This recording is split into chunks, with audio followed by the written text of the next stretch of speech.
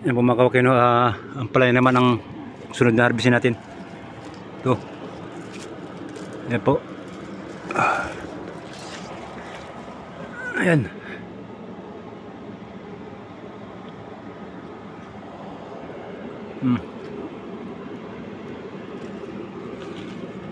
Ito. Na yung bunga. Dapat malinaw ang mata mo. Kung hindi mo makikita. Ano?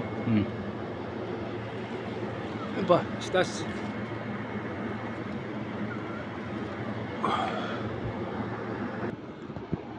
Dahil pang bunga, oh.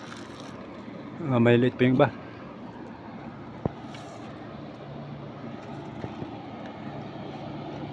Yan, oh.